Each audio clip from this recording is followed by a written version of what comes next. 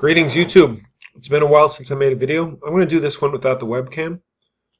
Please let me know what you think, if you prefer to see my smiling face or my serious face or whatever my face may be. Or me personally, I find it less distracting when I don't see someone's face. I'd rather just look at the board.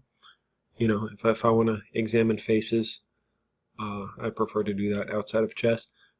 Anyways, so we're doing another AMFG number 59. I haven't done videos in a while. I've been busy on David's website, chesslessons.com, which is about to be released any year now. So keep posted. And when it does come out, there's some awesome new features. One of them is called Chess Video Game, and I will put my phone on mute so it does not make any more noises. There we go. But yeah, there's some really cool features coming out that I'm impressed with, and I'm not easily impressed with chess sites, except Lee Chess, of course, and Chess Tempo. Anyways, let's jump in. So our hero David's playing black here. He starts with d6, c4. I kind of like to play the e5 line here. Mostly I'm a d5 player against d4, but occasionally I'll play this to mix it up. And if white trades queens, this actually looks kind of bad for black. He can't castle. But this pawn on c4 is not really ideally placed, and black gets a pretty decent game. Oops, show you. Yeah, in the master games, as you can see, black has a huge statistical advantage, and even in amateur games, let's check out the amateur games. Yeah, black has a nice advantage here, and I've played this with pretty good success. But generally, I don't play d6 against d4, but often in blitz I do. Anyways, that's neither here nor there. c4 was played, g6. So black is either going for King's Indian, or he'll have to play some kind of Pirk modern. If white goes e4, e4 was not played. Knight f3, bishop g7, knight c3, knight f6, e4, castles, bishop d3, e5, and d5.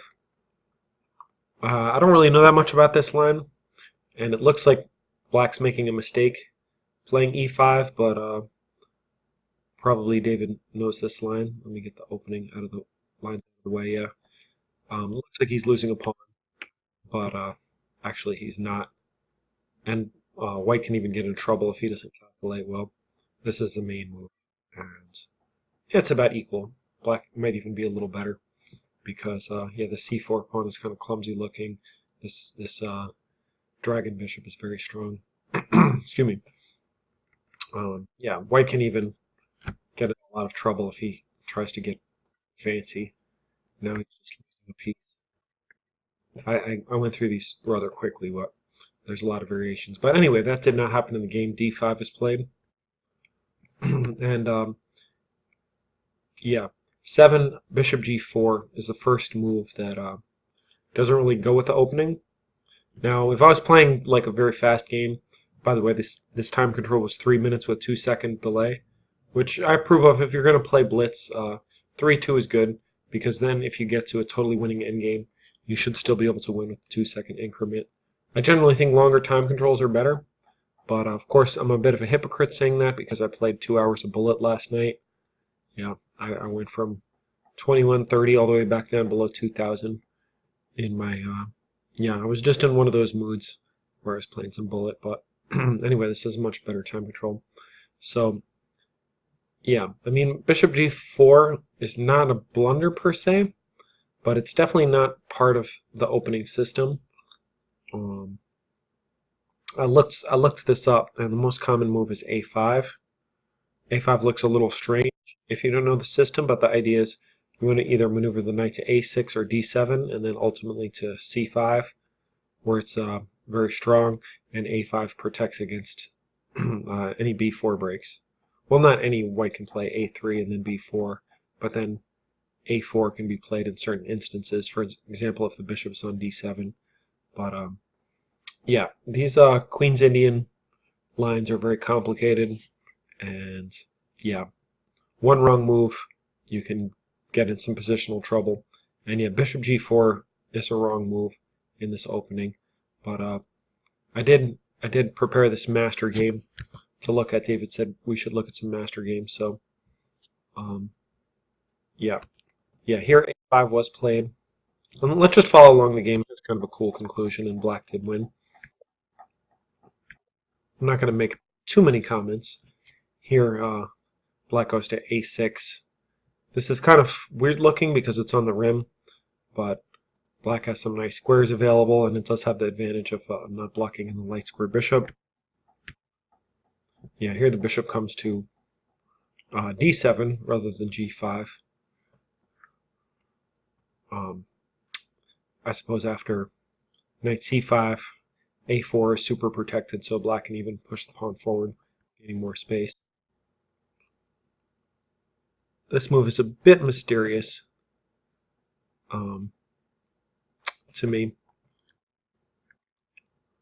I guess the idea is to add more support to the king side, eventually get the queen over to the king side. Yeah, in these Queen Indian lines, black actually wants to attack on the queen side. So not too much is happening right now, but the game has got explosive rather quickly. I don't think this h6, h5, h4 line is very standard in these openings. Usually I think black breaks with f5.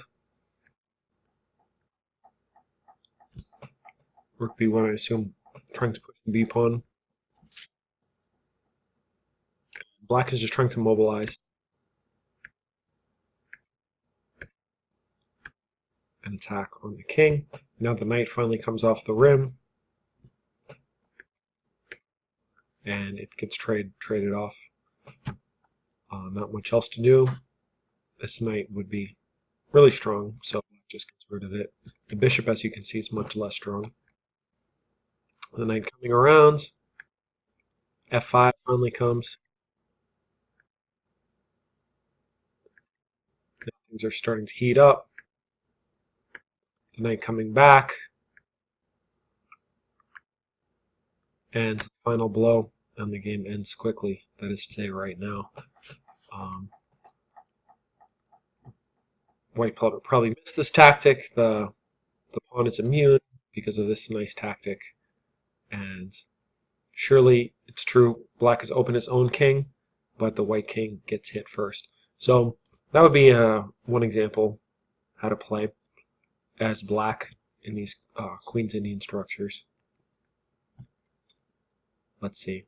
So instead, bishop g4 was played. White castles. And knight b d7. Now h3. And here David, I'm sure David knew what he was getting himself into when he moved the bishop back.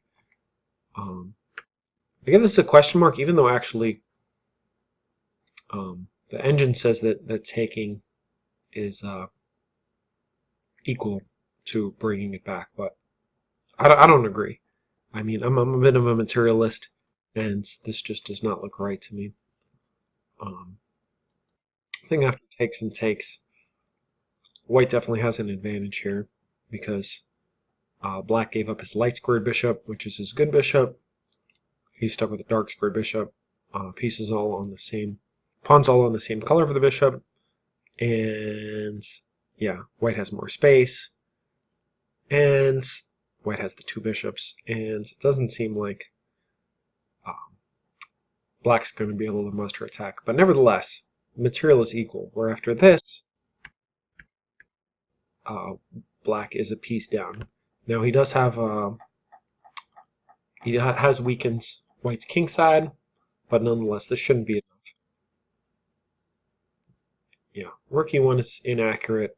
Black can consider breaking open with f5 right away, but instead he attacks the bishop. But the bishop comes back to break the pin, and now f5. White attacks the bishop, and David correctly does not trade it. You don't want to trade pieces when you are down a piece, and especially this light squared bishop. Yeah, rook over here. Not exactly the best move. B4. Again, this is why A5 is played. Some lines. Yeah, black can try this tricky move. F4. If the knight's captured.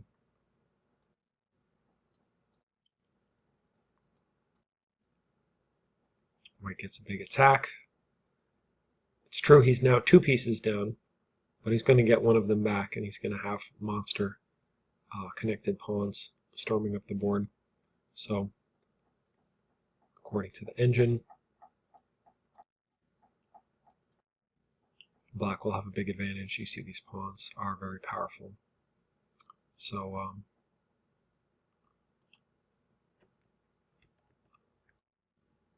instead, black trades some pieces, but the knight does get into a post and wins back the b pawn.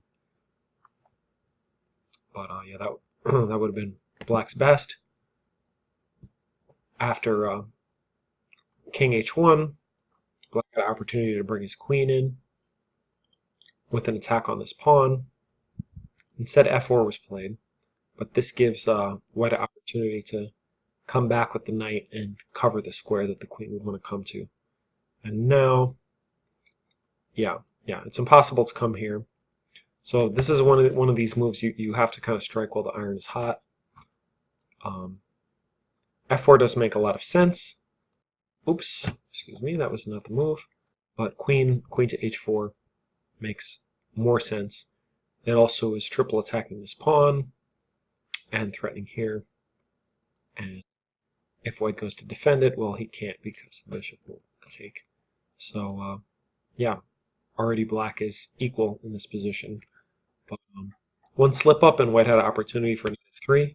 He did not play it. Still queen h4 is a move, threatening the f pawn. But yeah, I would consider that bishop f6 is probably the biggest mistake of this game. You could say giving up the piece was the biggest mistake, but I think this is like really wrong-headed. You really, especially when you're a piece down and you're trying to attack, you got to bring the queen in. Obviously, you have to be careful that she won't be trapped. But here, there's no way to trap her that I can see. Yeah, this pawn is nice. It stops bishop e3. Of course, that move would hang a piece. This bishop is nice because it stops moves like this. It's not trapping the queen. Well, actually, it's mate in one. So yeah, leading with the bishop in these type of positions, not ideal. So I give this move question mark. David correctly doesn't trade bishops. And yeah, he's bringing the bishop in, but you can see the bishop is kind of impotent here. Okay, it's an attacking a pawn, but the knight's not pinned. Yeah, you need to lead with your heavy pieces sometimes. But this is a mistake because it does lose the f pawn, and all of a sudden it makes our f pawn into a passed pawn. So now the engine says equal, and this evaluation I do understand. Sometimes I don't understand compensation, but when it comes to passed pawns, in this case, count them 1, 2, 3 passed pawns, I do understand. Just like in life, we're all shaped by our individual trauma. I'm definitely shaped by my particular traumas in chess. One of them was playing a ton of blitz in Washington Square Park, and often I would be up a piece, but my opponent would have passed pawns, and in the time scramble, the passed pawns would get closer and closer in my face, and eventually queen, and I would lose. And that's given me a healthy respect, sometimes even too much respect, for passed pawns. So I totally understand compensation here. Bishop is kicked back. Now, this is just a blunder. Keep in mind that this is only a blitz game, so queen takes knight could have been played, and that probably would have been game over pretty shortly. Black missed that. Cementing the bishop in with bishop to g3 was played. And here, white went kind of crazy and he sacks the exchange. This is really asking this is too much. He could just bring the knight in, attacking this bishop. But instead he sacks the exchange. And David blundered right back with h5, and um, probably he missed that this knight is still hanging if he missed it before. Fortunately, his opponent also missed it. But still, I don't see anything wrong with taking this rook. Perhaps he was worried about some kind of weird checkmate here, but there's no checkmate. Um, yeah, perhaps he was worried about something like this, and then a check here. But yeah, white is not in the position to deliver checkmate here. I mean, the worst that could happen. Well, never say the worst that can happen because there's always bad things that happen. You could take with the rook, or you could even sidestep here. And yeah, we're also threatening a fork here, and we're threatening the knight. Anyways, h5. Now the knight does fall, but black still has 3 passed pawns. White has 2 pieces. The engine gives a huge advantage to white, but in a practical game, especially a blitz game, you gotta respect these passed pawns. And they start moving. I don't have too much commentary here.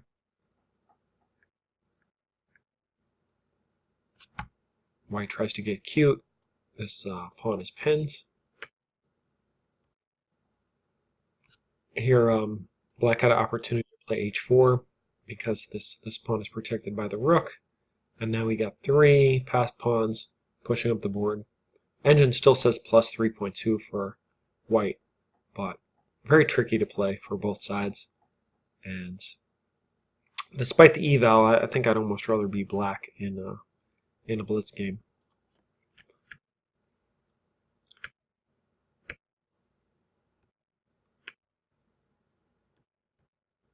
Ah, yeah. This is the most critical point in the game. There's a tactic here that's quite difficult to see. I'm not sure how long it would take me to figure this out. I saw the engine recommended G2. I wanted to try to calculate everything to the end by myself, but eventually I ended up just cheating and seeing what the computer said. Probably I'd be able to figure it out, but it might take over 10 minutes for me to do this. So definitely not easy to see in a blitz game, where as you can see, white has 24 seconds and black has 36. I don't think most, even 2300 players in blitz would be able to calculate all this. But G2 does win. Feel free to pause the video and try to look at that variation.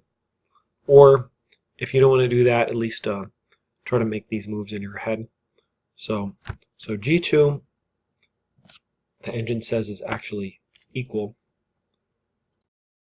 So let's see why rook can't take. Queen h1 here. And I looked at this for a while in my head, and I didn't see the move.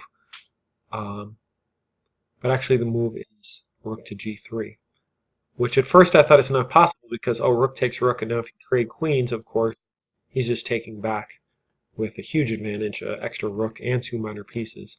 But if you take back with the pawn, the king cannot take back because the queen is pinned by the rook, which also cannot be taken because it's check. So the king would have to take, and despite white having 3 pieces for the queen, white's king is in a lot of trouble. And yeah, kind of a long line, but critical. These are the type of moves that bring you to a high level. And this is like, yeah, master tactics, or at least expert tactics if you have enough time. But the opponents did not have enough time, which is why I definitely don't recommend blitz and bullet too much, even though I've played well over 20,000 games myself, almost 10,000 on Lichess, and yeah, another 10,000 on chess.com, and probably another 10,000 on free internet chess server, other chess sites, and in general. So black misses that opportunity, and now white's winning again. Black trades queens, but still, This is not an easy position, but white has a nice blockade now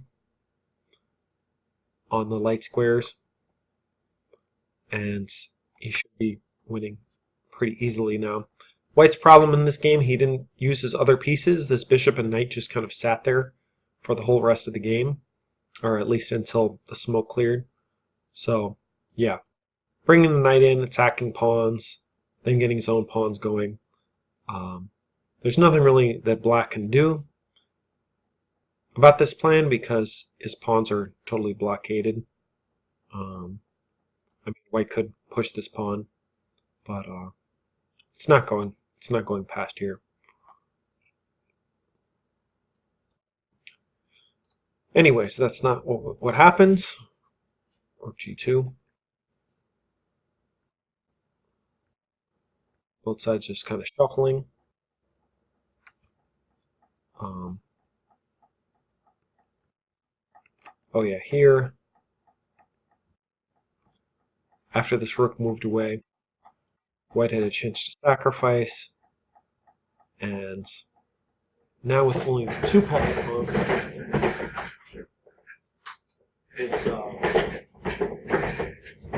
it's clear that black's not going to be able to do anything. And this, for one thing, this is attacked twice and can't be defended twice.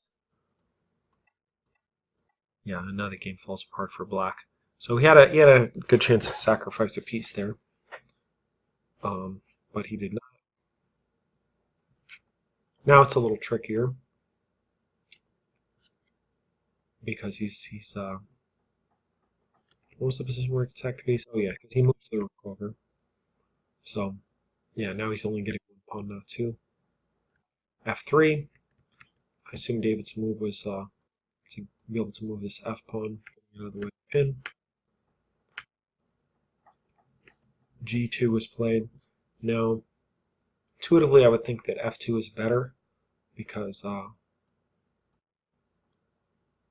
these pawns are on light squares, and the bishop can come in to here and then here and protect all the dark squares. Whereas here, oops,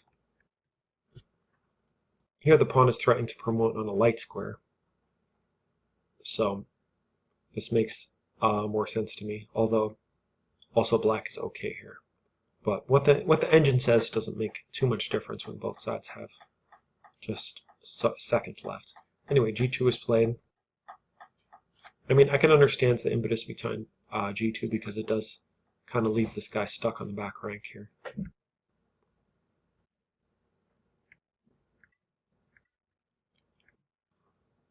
Yeah, but the problem is now this formation really isn't going anywhere.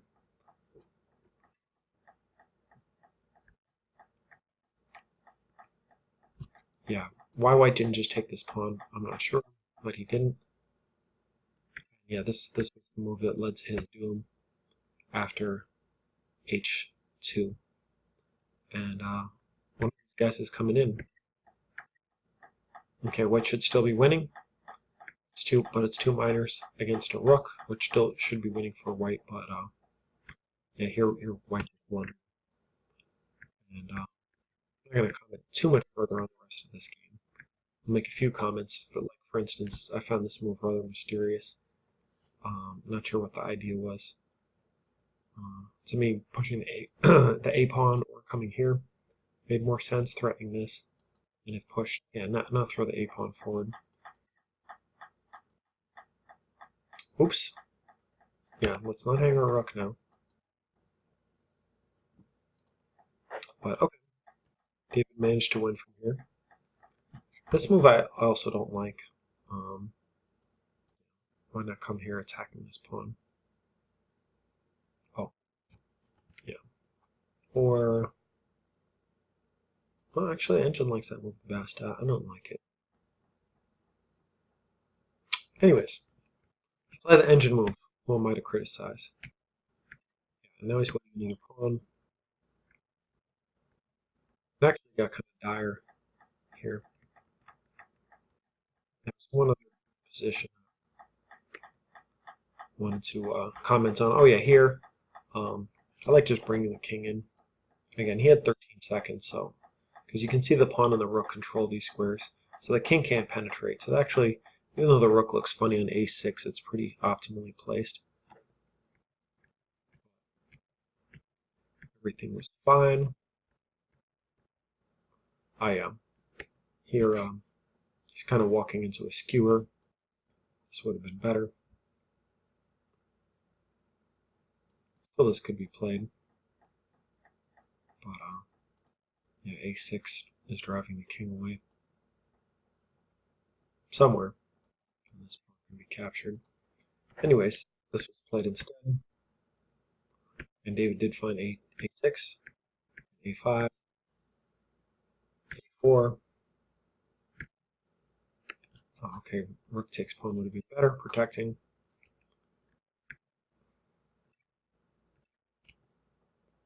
Yeah, this would maybe offer white some saving graces with a minor piece versus the rook, if not for checkmate in one. So well played, David. Obviously, hanging the piece with knight to d3, was it? Way early in the game. Yeah, okay, that was a big mistake. And then in the opening, yeah, again, I don't know too much about these King Sandian structures, but basically, even if you don't, you know that this is your bad bishop and this is your good one. So, and you do know that eventually you want to attack on the king side, so it's good to have a light squared bishop that you can sack. You know, say if say a5 castles, say say here, h3. You know, at some point you might want to sacrifice this bishop, but I believe in these structures it's better to hold it back. Just going to make a random move. Oops. Not move the bishop back. You can possibly move the queen here, set up a battery, and in some cases sacrifice. Again, I don't know this opening. The computer's not particularly liking my moves, but yeah. Uh, yeah, this is a suboptimal move. And then I don't agree with sacrificing the piece. I think you should just suck it up and play a slightly worse position because, yeah, with perfect play, there's no way this should work. But it did work. I mean, it kind of worked. Yeah, and then, yeah, the main other mistake of the game was this bishop f6 move. You gotta get the queen in before the knight is back here to kick you away. You have this threat. You have, what other threats do you have? Not really too many threats yet, but ideas. Ideas to maybe play f6. If white doesn't play b4, you can play a5, and then you're always putting pressure here. This knight is pinned, so yeah, that would have been good. Yeah, leading the bishop instead was a mistake. And then we're going to skip ahead to this position. Yeah, g2. And so there's a lot to calculate here after g2. Rook takes, rook h1, check, king f2, and then you just have to see that after rook to g3, attacking the queen, that if rook takes, then you can take with the f pawn and win the queen. So, or actually rather win the queen for 2 rooks, but then you're winning back one of the rooks. So, pretty complicated line. But those, I'd say, are the 3 critical points in the game. And I hope you enjoyed this video. Take care.